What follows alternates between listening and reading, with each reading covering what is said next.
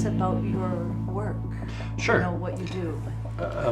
But before we talk about the work itself, I think it's important to understand why we need to do this kind of work at this time in this culture.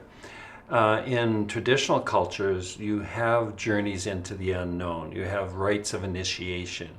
There's the recognition that we are connected with all beings, and all beings are conscious, and the planet is conscious, and the stars are conscious beings, and you're connected to all of it. Our culture has arrogantly assumed that we're at the top of the heap and we don't have to be connected to anybody or anything. But in the process of dissociating ourselves from the earth and the beings on the earth and the consciousness that sustains us, we end up dissociating even from our own selves. And so many people are using their body, using it maybe quite vigorously. But not that many people are living peacefully and harmoniously within that body.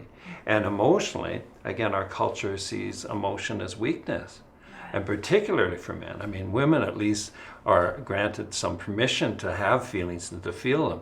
But, real men apparently don't have real feelings, and which is such a crock. But what that does, of course, it means that the emotional experience of our life, and some of it positive, but lots of it traumatic for most people, everybody has some hard times.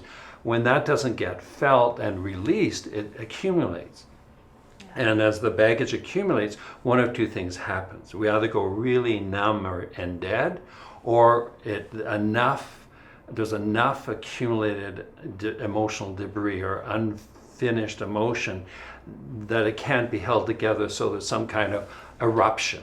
And typically the eruption of what we call the normal self, or the destruction of the self, the roles that you've created as a self, when that happens, you drop down often into the unconscious mind. And the unconscious mind is about 80% of the egoic self. So it's a huge, huge expanse of feeling and fear and terror but also great gifts. That's the other part. In our culture, one of the things we miss and don't get access to is our greater gifts, our more expansive gifts, our connections to animal spirits, our connection to the ancestors, our connection to Mother Earth herself, our connection to the universe. When you don't have those connections, a lot of the greatest potential within you never gets realized. So we live these small lives trying to stay in a comfortable zone of awareness, which is totally untrue to who we are and how we're made up within ourselves.